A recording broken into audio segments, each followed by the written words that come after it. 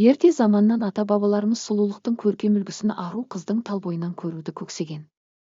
Гүлге тән нәзіктік пен батырға тән батылдық бір бойына жарасқан қазақтың қыздарына тәнті болған жазушылар оларды шығармасына арқау етсе, ақындарымыз инабаттылығы мен нәзіктігін әнге қосып, өлең өрнектерімен көмкерген.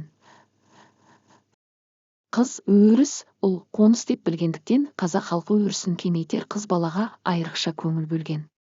Қыз мінезді келсін, ұл өнерлі келсін дей отырып, қызға 40 үйден тыйым жасайды. Қызға 40 үйден тыйым.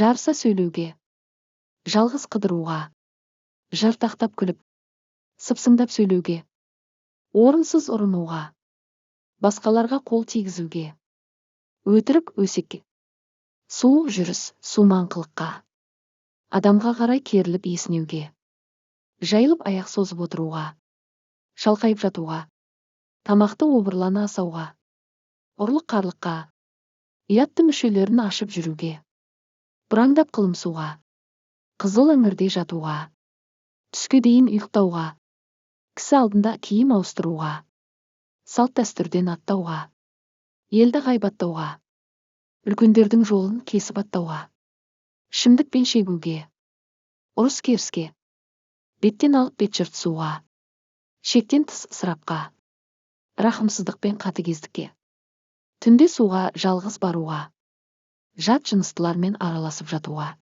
күйеуге қашып тиюге, әдепсіз сөзге, тарс-тұрс етуге, адам мен жануарларды тебуге, адамды қорлап жәбірлеуге, тәкаппарлықпен сый-қызмазақ жасауға, айғай серуенге, шектен тыс сыланып боянуға, қызғаншақтық пен күншілдікке, менмендік пен өзімшілдікке, алдап арбауға, көрсеғызарлыққа, нәпсі құмарлыққа тыйым салынып отырған. Қыз балаларымыз әдепті, сыпайы, инабатты, шынайы, ар тазалығын жоғары ұстайтын қылықты қыздарымыз көп болсын. Видео ұнаса лайк басып каналға тіркелуді ұмытпаңыз.